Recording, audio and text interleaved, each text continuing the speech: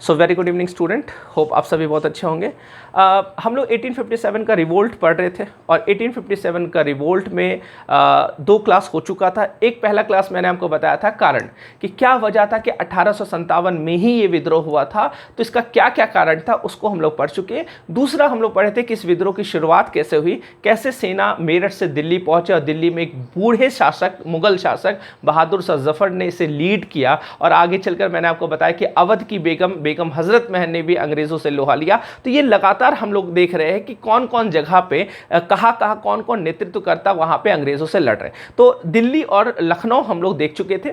अगला अब हम लोग देखेंगे कि और कौन कौन सा जगह है जहाँ पे हमारे जो पूर्वज थे, जो हमारे वीर सैनिक थे, जो हमारे लीडर थे, वो लोग कहाँ पे लीड कर रहे थे और कैसे अंग्रेज़ों से उन लोगों ने सामना किया। उसी क्रम में एक जगह है, वो है कानपुर। अच्छा, लास्ट में मैं आपको बताया था कि जब हम लोग ये पूरा जगह पढ़ लेंगे उसके बाद लास्ट में मैं एक चार्ट बना दूंगा। उस चार्ट में मैं एक साइड कौन सा जगह पे कौन लीडर लीड कर रहे थे, उस लीडर का नाम आपको, नेतृत्वकर्ता का नाम आपको याद रखना, और उस जगह पर कौन अंग्रेज अधिकारी ने इस विद्रोह का दमन किया था, उस अंग्रेज अधिकारी का नाम भी आपको याद रखना है। तो जगह का नाम, नेतृत्वकर्ता का नाम और अंग्रेज अधिकारी का नाम, ये तीनों नाम आपको याद रखना। वो मैं आपको चार्ट दे दूंगा, उसको आप लिख लेना, ठीक है। तो वो हम लोग लास्ट में देखेंगे उसको, ठीक है, जब पतन हम लोग पढ़ेंगे। अब देखिएगा, कानपुर में एक व्यक्ति थे, उनका नाम था नाना साहेब। नाना साहेब आपने नाम सुना होगा। ये कौन थे? ये जो मराठा के पेशवा, जो मराठा के अंतिम पेशवा थे, उनका नाम था बाजीराव सेकंड। और बाजीराव सेकंड के ये दत्तक पुत्र थे। आप समझना, बाजीराव सेकंड के दत्तक पुत्र पेशवा थे। वो पेशवा का मतलब आप लोग समझते? पेशवा मराठी वर्ड है। मराठी में पेशवा का मतलब प्रधानमंत्री है ना। पेशवा मतलब क्या होता है? प्रधानमंत्री। जब आप मराठा पढ़िएगा तो आपको पता चलेगा कि छत्रपति वाला कॉन्सेप्ट, छत्रपति मतलब राजा महाराजा है ना। तो छत्रपति वाला, जैसे शिवाजी को हम लोग क्या बोलते हैं? छत्रपति शिवाजी। छत्रपति मतलब राजा हो गया। लेकिन आगे चलकर पेशवा का कॉन्सेप्ट आया। तो पेशवा जो होते थे वही मेन राजा होते थे और वही वहाँ पे शासन व्यवस्था संभालते थे। तो पेशवा मतलब प्रधानमंत्री। जो अंतिम पेशवा थे बाजीराव सेकंड, उनके ये दत्तक पुत्र थे नाना साहेब। और नाना साहेब को अंग्रेज जो पेंशन वगैरह या जो भी चीज़ इनका चलता था, लेकिन आपको पता है कि डॉक्ट्रिन ऑफ लेफ्ट जब आया, अंग्रेज का जो नीति डलहौजी के टाइम में आया, व्यपगत की नीति, मैंने आपको बताया था कि दत्तक पुत्र को अंग्रेज़ों ने इजाज़त नहीं दिया कि अगर दत्तक पुत्र उसको उत्तराधिकारी हम लोग नहीं मानेंगे तो जहाँ जहाँ दत्तक पुत्र जो राज को चला रहा है वो किसका हो जाएगा? वो ईस्ट इंडिया कंपनी का हो जाएगा।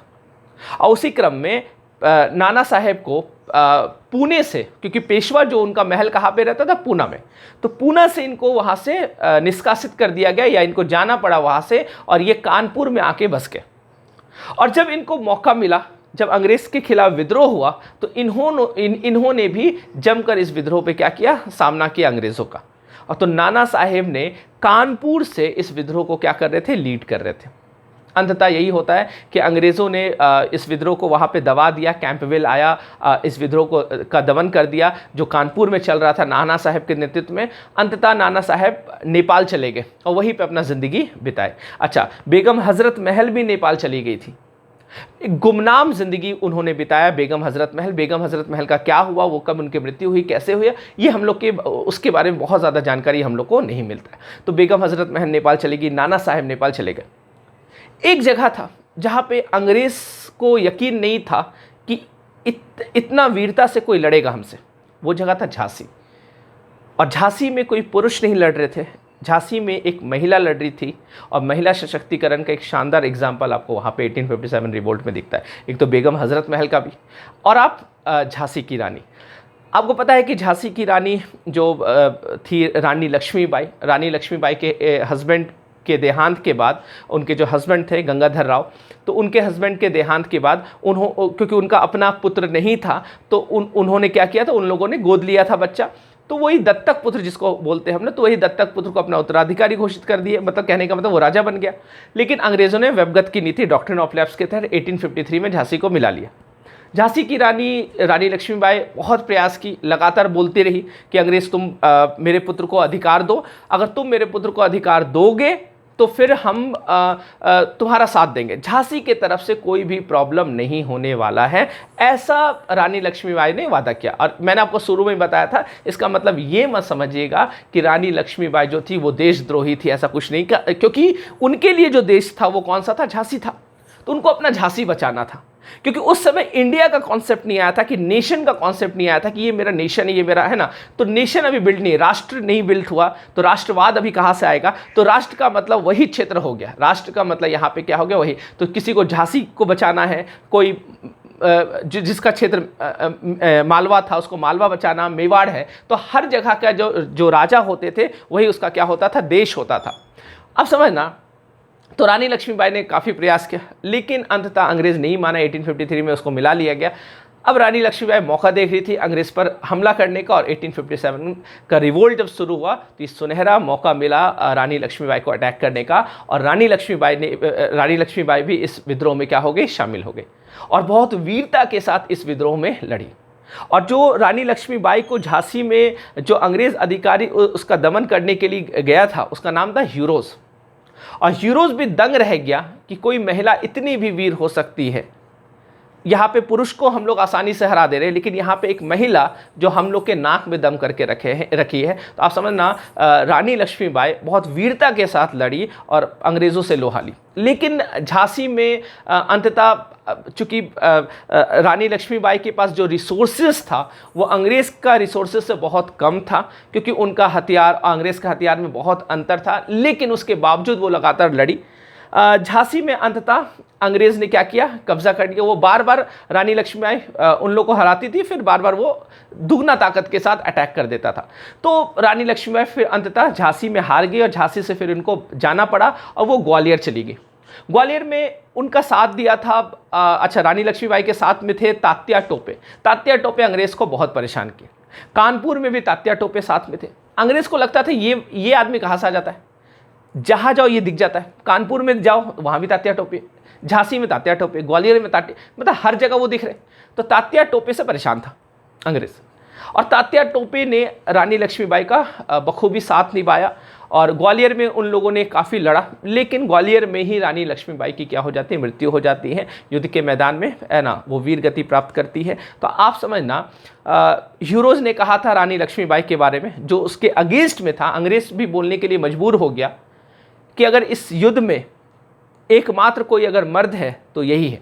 रानी लक्ष्मीबाई ने इस तरीके से लड़ी कि ह्यूरोज को भी स्टेटमेंट देना पड़ा था रानी लक्ष्मीबाई के, मतलब उनके पक्ष में।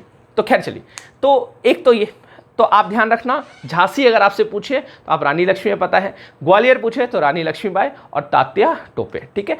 तो ग्वालियर में रानी लक्ष्मीबाई की क्या हो जाती है, मृत्यु हो जाती है। तो यहाँ तक क्लियर है। अब देखिए, अब एक और बूढ़े व्यक्ति की कहानी। वो बूढ़े व्यक्ति थे बिहार से। बिहार आपने सुना होगा, जगदीशपुर, है ना, आरा। तो आप समझना, आरा के जगदीशपुर के एक ज़मींदार थे, उनका नाम था वीर कुंवर सिंह।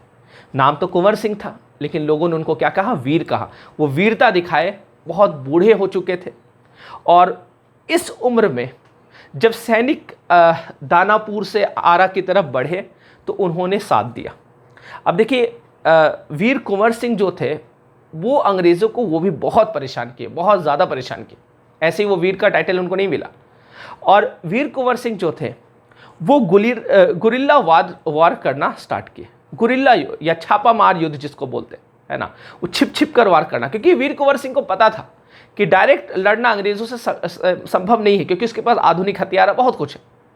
वीर कुंवर सिंह ने क्या किया, लगातार अंग्रेज़ों को परेशान किए, लगातार उनका हथियार छीन लेना, है ना, सिपाहियों को देना, असमना गुरिल्ला युद्ध। वो लगातार वो ऐसा रणनीति बनाते थे। अच्छा, उनका जो स्ट्रेटजी होता था, कमाल का बात यह है कि वीर कुंवर सिंह का स्ट्रेटजी जो इस युद्ध में है वो अगला युद्ध में नहीं होता था। उनका स्ट्रेटजी चेंज हो जाता था, हर युद्ध में उनका रणनीति चेंज हो जाता था। तो अंग्रेज समझ ही नहीं पाता था कि इनका रणनीति क्या है।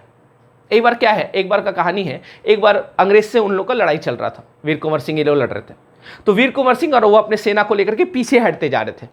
तो अंग्रेज को लगा कि ये क्या हो रहा है, ये हार मान गया, हमसे हार गया। तो अंग्रेज ऐसे ही प्राउड कर रहे थे, चलो हम जीत गए। तो वो धीरे धीरे अंग्रेज लोग आगे बढ़ा, ये लोग पीछे पीछे भागते, ये फिर निकल गए। तो अंग्रेज लोग को लगा कि ये भाग गए, आराम से अंग्रेज लोग बैठा, आम का बगीचा में बैठा, बैठ के सब खाना वाना खाने लगा। अचानक से वो लोग क्या कर दिए, वीर कुंवर सिंह अटैक कर दिए और लगभग बहुत सारे अंग्रेजों को क्या किए, मौत के घाट उतार दिए। तो आप समझना, इस तरीके, इसी को बोलते हैं गुरिल्ला वॉर, है ना।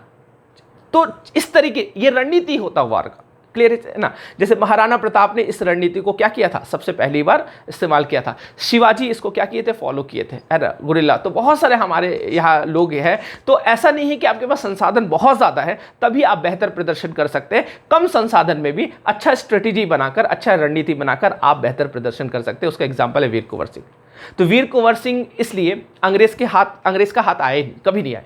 एक बार का घटना ये है कि आप समझना, उस वीर व्यक्ति ने, है ना, अपना जान कुर्बान कर दिया।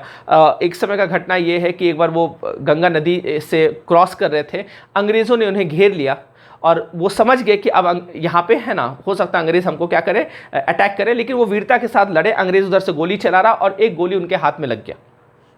और जब हाथ में लगा उनका गोली तो वो तो निकल गए वहाँ से, घायल हो चुके थे काफ़ी। लेकिन उन्होंने बोला कि नहीं, हम ये गोली जो अंग्रेज़ का लगा है ये मेरे शरीर में नहीं, अंग्रेज़ का कोई भी चीज़ मेरे शरीर में नहीं आना चाहिए। और उन्होंने अपना हाथ को काट दिया और गंगा नदी में फेंक दिया। तो आप समझ सकते उस तरीके के वीर थे। तो जगदीशपुर आरा से वीर कुंवर सिंह यहाँ नेतृत्व कर रहे थे और अंत तक अंग्रेज़ों ने वीर कुंवर सिंह को नहीं पकड़ पाया। तो वो काफ़ी बूढ़े हो चुके थे, उनकी फिर मृत्यु हो जाती। उनकी मृत्यु के बाद अमर सिंह उनके भाई थे, अमर सिंह इस विद्रोह का नेतृत्व किए थे, क्लियर है। अंग्रेज अधिकारी टेलर और आयर आके फिर जगदीशपुर में इस विद्रोह को क्या करता है, दबाता है, क्लियर है। तो जगदीशपुर आरा का ये कहानी आपको वीर कुंवर सिंह का, है ना। तो आप देखिए, एक से एक योद्धा, एक से एक रणनीति करता हमारे यहाँ आए और इस विद्रोह को लगातार आगे बढ़ाए। अब देखिए, एक जगह है फैज़ाबाद। फैज़ाबाद में एक मौलवी थे। अब समझने, एक मौलवी, है ना, उनका नाम था मौलवी अहमदुल्ला। मौलवी अहमदुल्ला फैज़ाबाद, वो दरअसल मद्रास के रहने वाले थे। फिर वो फैज़ाबाद में आ गए और वहाँ पे फिर बस गए। तो मौलवी अहमदुल्ला विद्रोह संभाल रहे थे फैज़ाबाद से। मौलवी अहमदुल्ला अंग्रेज़ के मतलब अंग्रेज़, इतना ज़्यादा अंग्रेज़ परेशान था कि मौलवी अहमदुल्ला को पकड़ने के लिए 50,000 का इनाम रखा था कि जो भी व्यक्ति इसको पकड़ के लाएगा उसको 50,000 का इनाम मिलेगा। आप समझ सकते हो कितना खतरनाक व्यक्ति थे वो। तो अंग्रेज़ों को लगातार, है ना, अंग्रेज़ को लगातार उन्होंने फैज़ाबाद से एक तरह से पूरा विद्रोह किया। फिर अंततः होता यही है कि उनको फैज़ाबाद में फिर उनको लगातार विद्रोह किए। लेकिन जब एक बार अंग्रेज़ ने उन्हें घेर लिया और उनको क्या कर लिया, गोली से उड़ा दिया। तो गोली मार के हत्या कर दिया गया मौलवी अहमदुल्ला का। तो वहाँ से वो लीड कर रहे थे। बरेली से खान बहादुर खान, है ना, आपने नाम सुना होगा खान बहादुर खान। खान बहादुर खान जो थे उनको भी वो भी बरेली से पूरा लगातार, है ना, वो बरेली का, वो अपने आप को शासक घोषित कर दिए थे। अंग्रेज़ का कोई भी नियम को नहीं मान रहे थे और लगातार विद्रोह में, है ना, सेनाओं का हौसला बढ़ा रहे थे और खुद आगे बढ़कर खान बहादुर खान इस विद्रोह को संभाल रहे थे। लेकिन क्या हुआ, अंततः अंग्रेज़ों ने खान बहादुर खान को पकड़ लिया और उनको फांसी के फंदे पर लटका दिया। तो उनका फांसी हो गया। अच्छा, इसी क्रम में आगे चलकर तात्या टोपे, जब ये विद्रोह थोड़ा स्थिर हो गया और लगभग पतन हो चुका, तो तात्या टोपे भी कहाँ चले गए थे, नेपाल चले गए। लेकिन उनके एक क्या बोला जाए कि उनका जो आप वर्ड यूज़ कर सकते हैं, जो रावण के साथ विभीषण ने किया था, गद्दार, है ना, तो एक गद्दार मित्र उनका था, मान सिंह उसका नाम था। और मान सिंह ने अंग्रेज़ों को बता दिया इसका सारा चीज़ की ये कहा है, और अंग्रेज़ों ने तात्या टोपे को पकड़ लिया और तात्या टोपे को भी फांसी पर के फंदे पर लटका दिया गया। तो तात्या टोपे भी अपने गद्दार मित्र, इसलिए मित्र ज़रूर बनाई लेकिन गद्दार को नहीं बनाई, है ना। तो गद्दार हमेशा क्या हो सकता है, खतरनाक हो सकता है। तो गद्दार से हमेशा बचकर रहना। तो तात्या टोपे उसी गद्दार का क्या हुआ, शिकार हुआ। तो खैर चले, तो ये लोग इस जगह से क्या कर रहे थे, बहुत विद्रोह। आम लोग भी काफ़ी शामिल हुए थे। एक नाम मिलता है, एक आम लोग थे, ना ही कोई वो राजघराने से थे ना ही कुछ। उनका नाम था शाहमल, यूपी से थे शाहमल। और शाहमल एक आम व्यक्ति थे, लेकिन उन्होंने क्या किया, लगातार वो गांव गांव घूमते गए और गांव के जो मुखिया थे सबको एकजुट करना शुरू किए।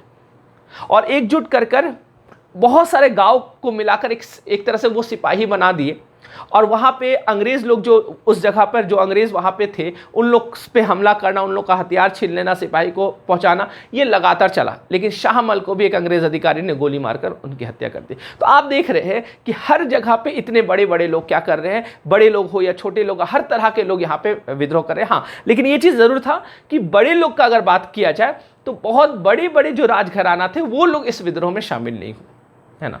बहुत ज़्यादा पढ़ा लिखा लोग भी इस विद्रोह में शामिल नहीं हुए। उसमें जैसे सिंधिया फैमिली जो था, गायकवाड़ जो था, ये लोग इस विद्रोह में शामिल नहीं हुआ। इसलिए आज भी जो सिंधिया फैमिली के जो हमारे नेता लोग हैं, जैसे ज्योतिरादित्य सिंधिया, इनसे जब सवाल पूछा जाता है कि आपने साथ क्यों नहीं दिया तात्या टोपे का ग्वालियर में इस जगह पे, तो उनके वो गोल मटोल बात इसमें करना शुरू कर देंगे, वो छिपाना चाहेंगे क्योंकि सिंधिया परिवार ने साथ नहीं दिया था, है ना। तो सिंधिया परिवार, गायकवाड़, ये लोग अंग्रेज़ों का साथ दिए थे, ये लोग हमारे इस विद्रोह में शामिल नहीं हुए थे। क्लियर है? तो आप समझना, तो इस तरह का एक बार तो लॉर्ड कैनिंग का एक स्टेटमेंट भी है। लॉर्ड कैनिंग ने बोला था, अब उसका स्टेटमेंट क्या संदर्भ में था, वो तो चूँकि वो लोग बड़ा चालाक व्यक्ति था, वो बोला कि अगर सिंधिया इस विद्रोह में शामिल होता तो शायद हम लोग को बोरिया बिस्तरा बांध के यहाँ से भागना पड़ता, सिंधिया अगर शामिल हो जाता इस विद्रोह में। तो खैर जो भी हो सकता, वो सिंधिया का तारीफ़ करना चाहता हो, जो भी उसके पीछे उसका उद्देश्य रहा हो। तो ये कुछ जगह था जहाँ से इस विद्रोह को ये लोग नेतृत्व कर रहे थे। अब एक क्लास और हम लोग लेंगे 1857 का, जिसमें मैं आपको पतन, क्या वजह था कि इस विद्रोह का पतन हुआ था, और मैं चार्ट आपको बना के दिखा दूंगा कि कहाँ पे कौन कौन विद्रोह कर रहे थे, कौन कौन उसके नेतृत्व करता था। तो आज के लिए इतना ही, मिलते हैं हम लोग नेक्स्ट क्लास में। Thank you.